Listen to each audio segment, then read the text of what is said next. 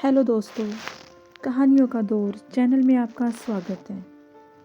आज की कहानी है पिता का प्यार। तो चलिए कहानी शुरू करते हैं। एक दिन एक बूढ़ा पिता और उसका जवान बेटा टहलने के लिए एक पार्क में गए। बूढ़े पिता ने अपने बेटे से कहा, बेटा मैं थक गया हूँ, थोड़ी देर बैठना चाहता हूँ। फिर पिता और बेटा दोनों पार्क के एक बेंच पर बैठ जाते हैं। तभी पिता की नज़र सामने एक पेड़ पर गई। वहाँ उन्होंने देखा कि एक पक्षी पेड़ की टहनी पर बैठा है। पिता थोड़ी देर तक उस पक्षी को देखता रहा। उसके बाद पिता ने अपने बेटे को पेड़ की टहनी पर बैठे उस पक्षी की ओर दिखाकर पूछा, बेटा जो पेड़ की टहनी पर बैठा है वह क्या है? बेटे ने अपने पिता के प्रश्न का उत्तर देते हुए कहा, पिताजी वह तोता है। कुछ मिनटों बाद पिता ने अपने बेटे से फिर से वही प्रश्न किया, बेटा वह क्या है? इसके बाद बेटे ने ऊंची आवाज से बोला, पिताजी अभी तो बताया था कि वह तोता है। थोड़ी देर बाद पिता ने एक बार फिर से उसी प्रश्न को पूछा कि बेटा जो ऊपर पेड़ की टहनी पर बैठा है वह क्या है? अब बेटे को बहुत गुस्सा आ गया।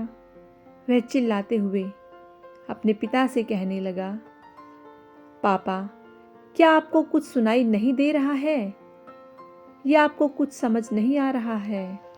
मैं आपको कितनी बार बता चुका हूँ कि वह तोता है, तोता। फिर भी आप थोड़ी थोड़ी देर बाद बार बार केवल यही प्रश्न ही पूछे जा रहे हो। आखिर आपको यह जानकर करना क्या है? बेटे की बात सुनकर बूढ़े पिता ने बड़े ही नम्रतापूर्वक और धीमी आवाज में अपने बेटे से कहा, बेटा मालूम है जब तुम करीब 4-5 साल के थे तो तुमने यह सवाल मुझसे 50 बार पूछा था, और यह सवाल पूछते वक्त मुझे तुम इतने प्यारे लग रहे थे कि मैं तुम्हारे हर सवाल पर तुम्हारे गाल पर एक किस देता और तुम्हें जवाब देते हुए कहता कि बेटा वह तोता है। लेकिन तुम तो मेरे केवल 3 बार पूछने पर ही गुस्सा हो गए। दोस्तों, यह तो सिर्फ एक कहानी है, लेकिन वास्तव में कई लोग अपने माता पिता के बूढ़े हो जाने पर उनके साथ अच्छा व्यवहार नहीं करते और उनकी छोटी छोटी गलतियों पर उन्हें चिल्लाते हैं और गुस्सा होते हैं। कहानी से यही शिक्षा मिलती है कि जैसे माता पिता अपने बच्चों को बड़े लाड़ प्यार से उनकी सभी ज़रूरतों को पूरा करते हैं, उसी तरह बच्चों को भी माता पिता के बूढ़े हो जाने पर उनका अच्छे से ध्यान रखना चाहिए।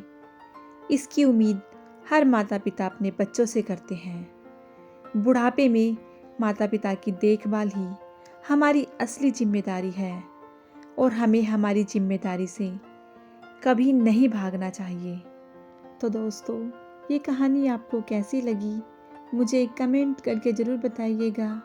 यदि कहानी अच्छी लगी हो तो कहानी को लाइक कीजिएगा, शेयर कीजिएगा और मेरे चैनल को सब्सक्राइब करना बिल्कुल ना भूलिएगा। कहानी सुनने के लिए बहुत बहुत धन्यवाद।